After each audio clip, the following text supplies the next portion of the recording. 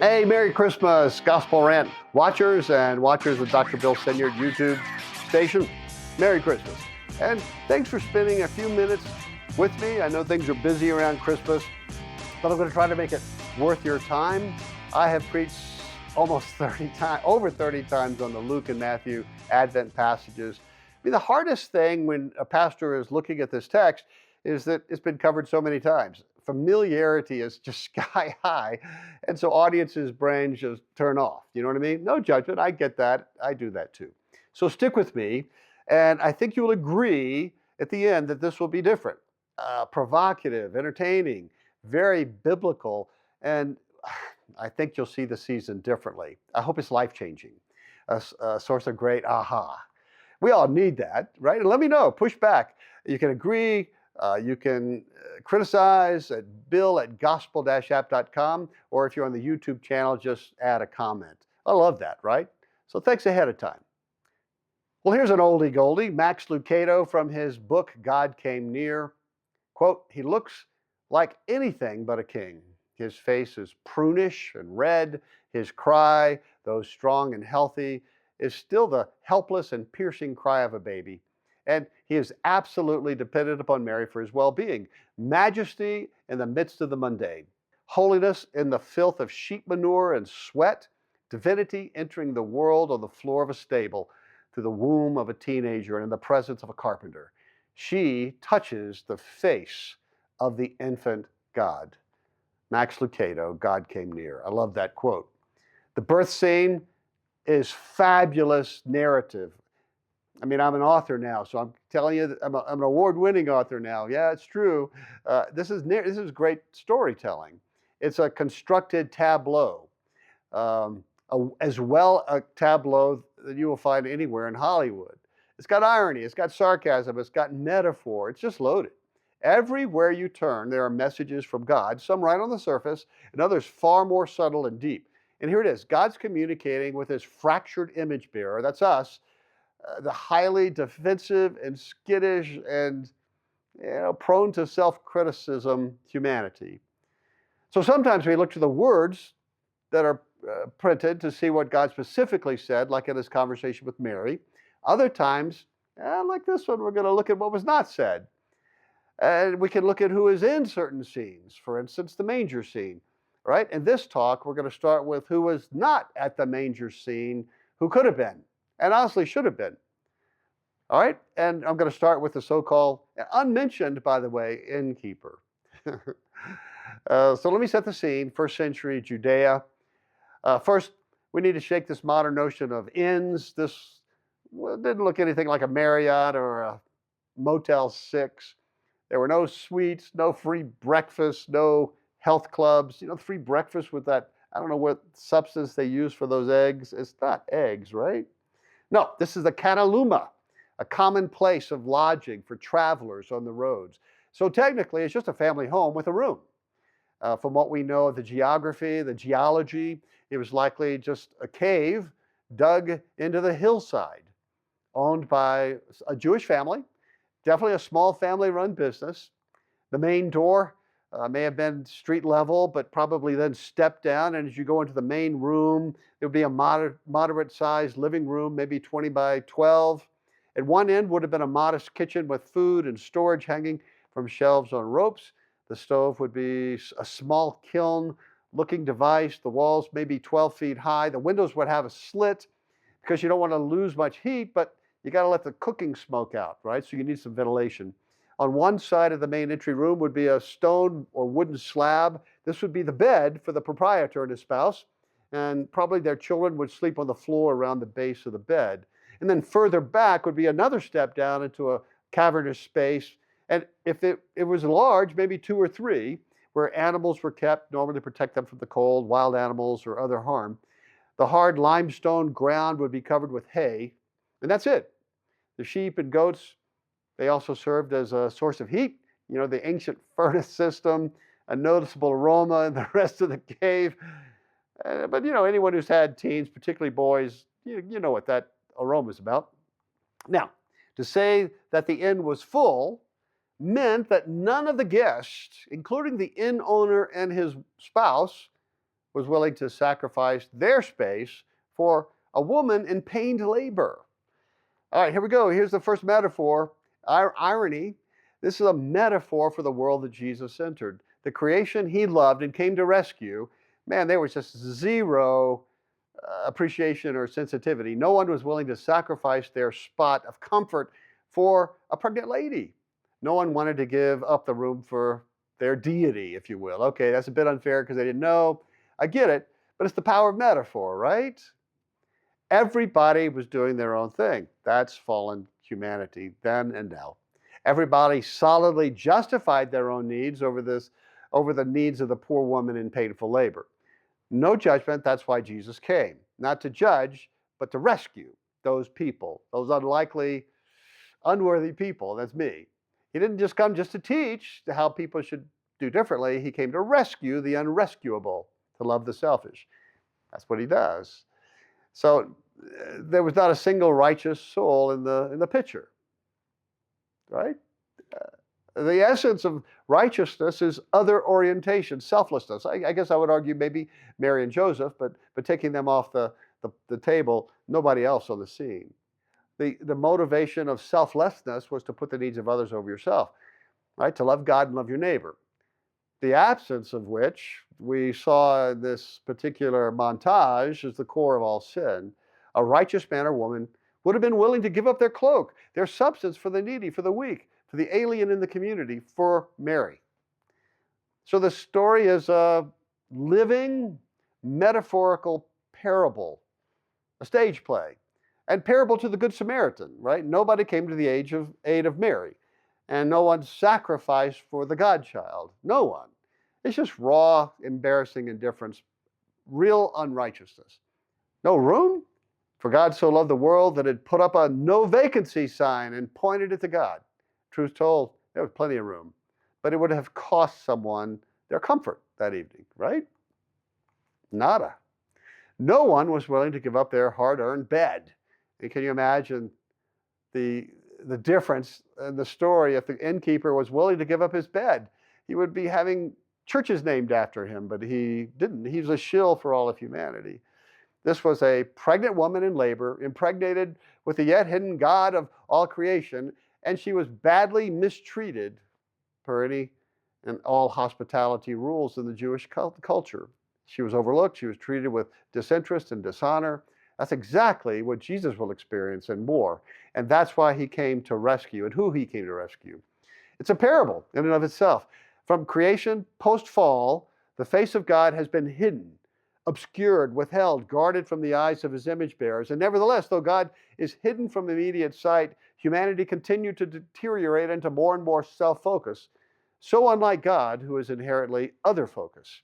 And here it's played out.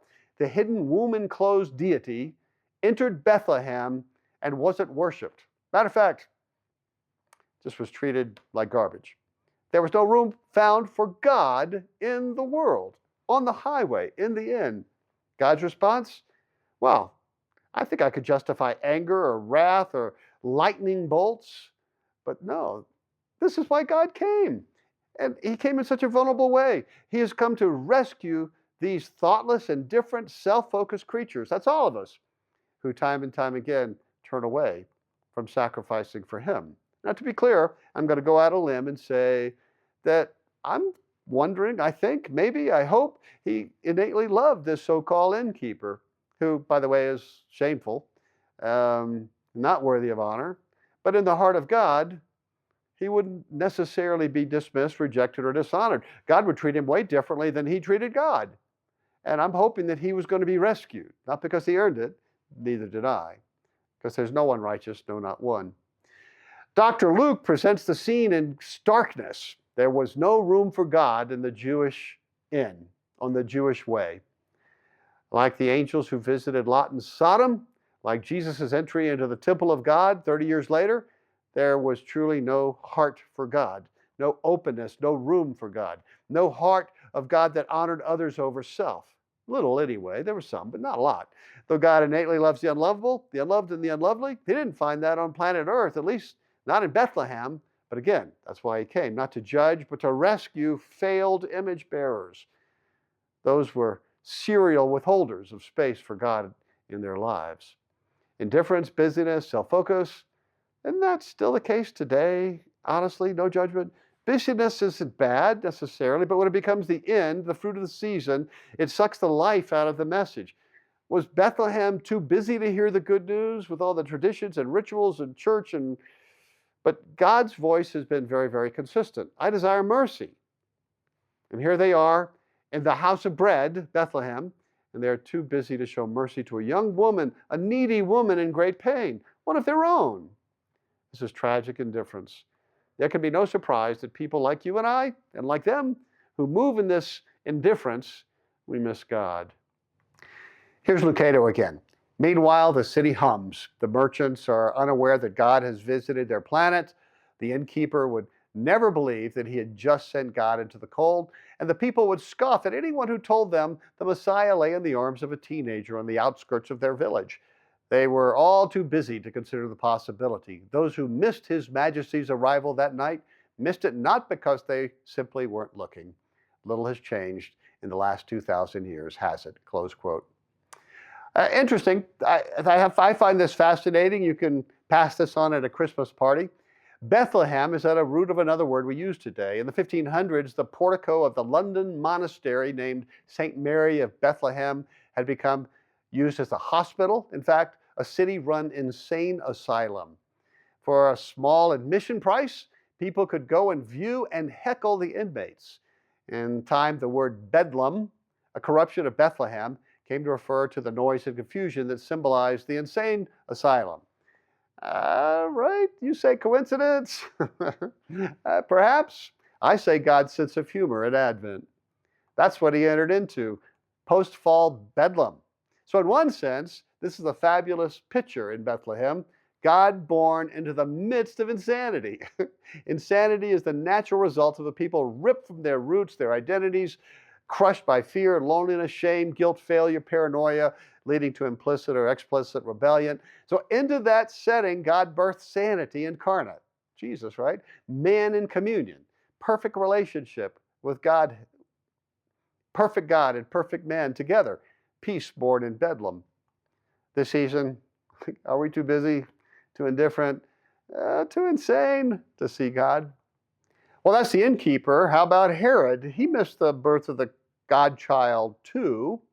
In his interior, mental, emotional, relational, and spiritual bedlam, he missed one of the greatest opportunities ever given to humanity and any human king. He could have been the first king to bow down to the child king who was king over all. That would have been amazing glory and legacy. Ignored, a lost moment. I don't think that it was a coincidence that the wise men went to him first. I see it as an invitation by God for this crazed, paranoid royal to finally let go of all of the things that would eventually drive him to a very painful and tragic death. It's great storytelling. From God's perspective, he wasn't the rightful Jewish king anyway. He was a mere usurper to the Judean throne. He wasn't a Jew. He wasn't a descendant of David. He wasn't even from the tribe of Judah. He came to the throne by murdering anybody and everybody who had a claim to it, including his brother-in-law, one of the high priests, his sister, two of his own children. He had one of the leading citizens of Jerusalem killed immediately to coincide with his death, so that at least there would be cries of mourning. Wow. More cosmic humor? He wasn't even the king of Judah. He thought he was, and in some ways was on the throne, but he actually served the Roman emperor. So, for reasons of his own, God gave this most unlikely choice the opportunity to bow to me, fake king, serve me, and I can rescue you. You will finally be my adopted son. Matter of fact, you'll finally become the king of the Jews for real.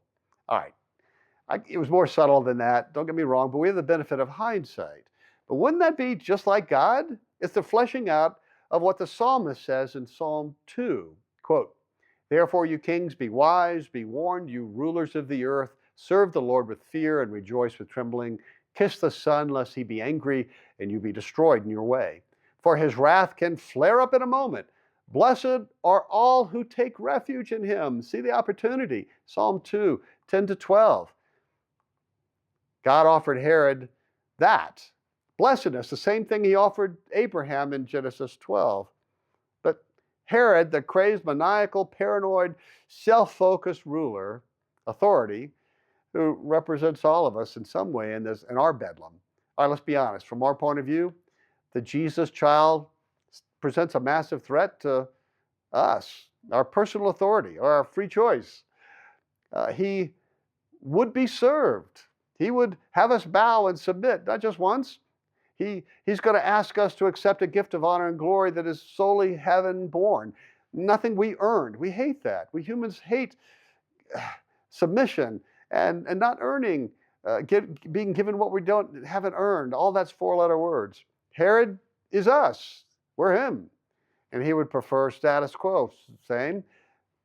And the infant appeared to be a threat to his power and position and status, and so had to be removed. The same thing's going to happen in 30 years to that very same child from authority figures. Yeah? And this is one of the glorious ironies of the montage. Who had the rightful claim to the throne? Well, according to the biblical account, the rightful line of David went through an unknown peasant girl from the Galilee region, Mary, and her son. And the innkeeper and Herod had an opportunity to submit. It's an amazing narrative. How about the religious leaders? The priests also missed the birth of the Christ child. And ironically, the very people who had dedicated their lives to worshiping and honoring God, that's what they said, that's what they did theoretically, the ones who claimed to listen heavenward, they completely overlooked him, God, when God actually had needs. I mean, humanly speaking. Technically, they served every need of the presence of God in the temple, though we know that the Holy of Holies was empty.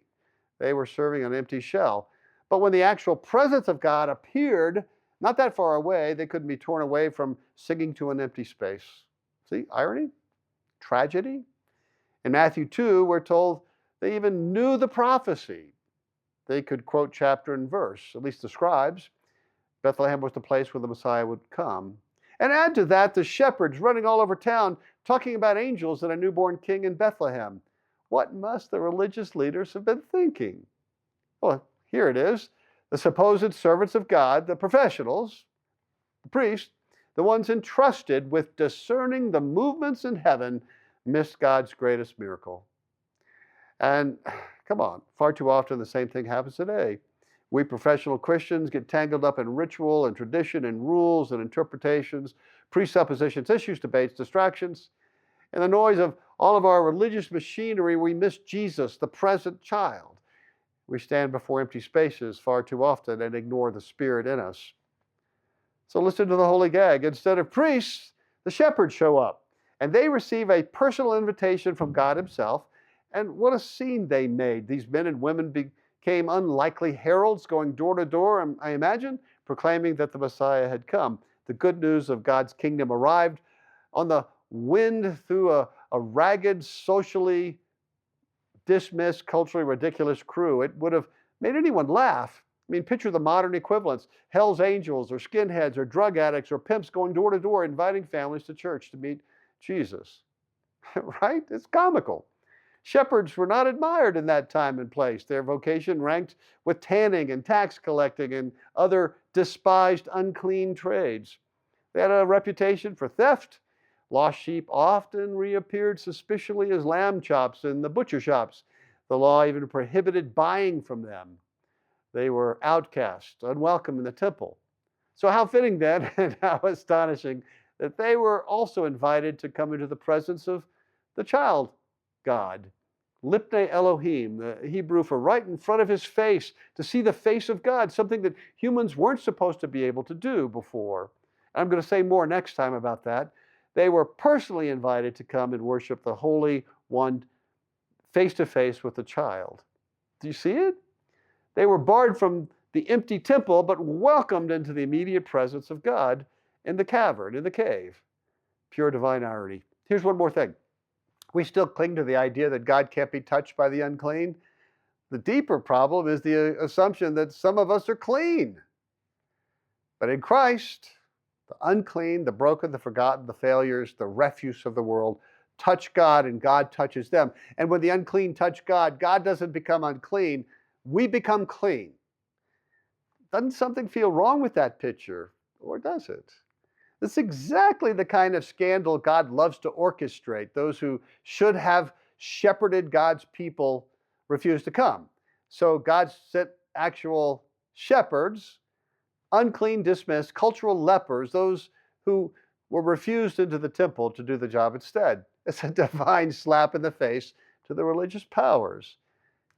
And lastly, the Jews of Bethlehem and Jerusalem didn't come. I mean, even the people, those that Jesus had come to give the good news to, couldn't break away from one of the low points in their lives. What do I mean? Bethlehem was filled with humiliated Jews. Returning to your homeland was of prophetic import to the people. So every 50 years, they were to have returned to the place of their forefathers to celebrate God's provision and faithfulness, a jubilee. But now, they have to return shamefully ordered by their Gentile occupiers, their oppressors, in order to be cataloged like animals so that taxes could be properly exacted. This was a time of massive humiliation for the Jews. Just one more slap in the face for a once proud people. Another reminder that God had disciplined them for their sins and the sins of their fathers. So this wasn't a time of rejoicing, hardly.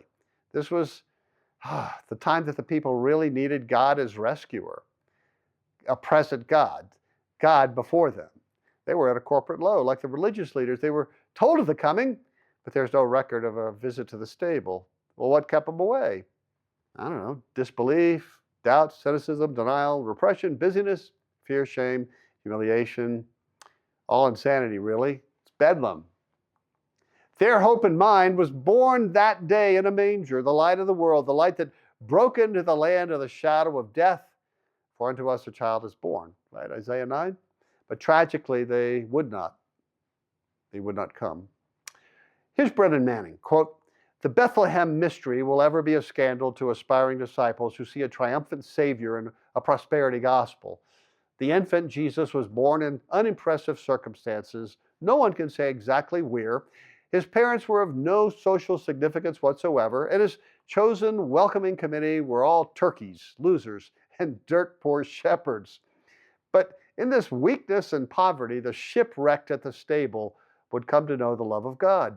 The shipwrecked at the stable are the poor in spirit who feel lost in the cosmos, adrift in an open sea, clinging with a life and death grip to one solitary plank.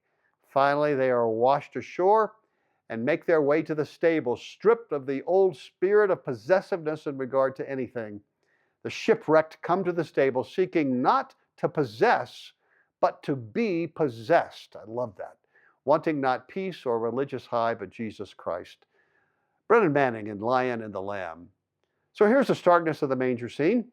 We have to see the rest of the Bible through this lens now.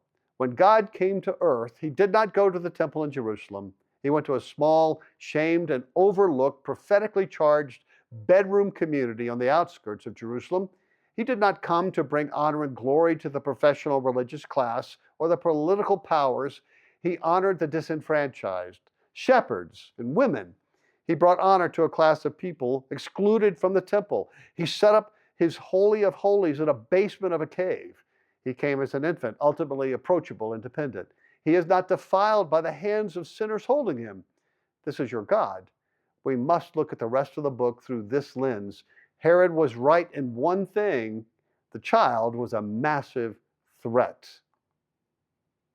Here's Manning again.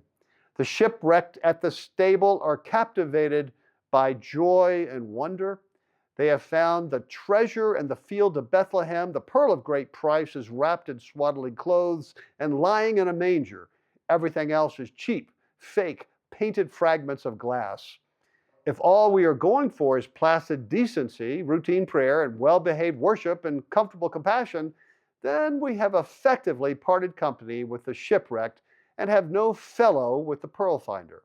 I wonder if we were to stop people at random in the street on December 24th and ask them what they want most for Christmas, how many would say, "I want to see Jesus." Close quote. And so in all its irony, my privilege in this season is to call all to come to the stable, to say, the King is here. He is receiving gifts and praise. He is receiving confession and proclaiming pardons. I do not proclaim it to holy people, people with their act together, the religious, the busy, the successful, the good. I proclaim the invitation to the outcasts of society, the shipwrecked, those who are, humanly speaking, seeking truth in Islam, Sikhism, Buddhism, Jehovah's Witness, New Age, science, and even Judaism. Behold, the King of the universe is waiting. He is a rescuer. He, in fact, is the rescuer. Here's Brennan Manning one more time. I come to the stable just as I am, not as I should be, since I'm never going to be as I should be, a poor, weak, sinful man with easy rationalizations for my inconsistent behavior, a little frightened because I am called to live out the words I am setting down on paper. The little child looks at me, smiles, and says, "Don't be afraid. I'm with you. I expect more failure from you than you expect from yourself. Peace is my gift to you. Live this day in the wisdom of accepted tenderness." Close quote. We must not miss the child who loves the unlovely, the unloved, and the unlovely this year. Just ask the Spirit to make it so. Yep, more next time. Merry Christmas. And by the way, a personal note, a new book in my teen biblical fantasy series, Kingdom Quest, is out. It's called Shadowbound. It's on Amazon and Kindle. It's book 5 in the series, but standalone as well. Not just a C.S. Lewis-esque gospel fantasy adventure with great characters. It's also an allegory of the biblical book of Job. So consider getting it, or any other of the books for the 10 to 16-year-olds in your life or church. Get them for your church's youth group and middle school group. They will appreciate that. Also, my book for struggling Christian couples, Before the Couch, is also available on Kindle and Amazon and Audible. Only $10 for the paperback. I think that we've been getting couples to ask the wrong questions. If that's curious to you and interesting to you, check out this book. Get one for couples you know that are struggling. And check out the great reviews on Amazon. Yep, Merry Christmas.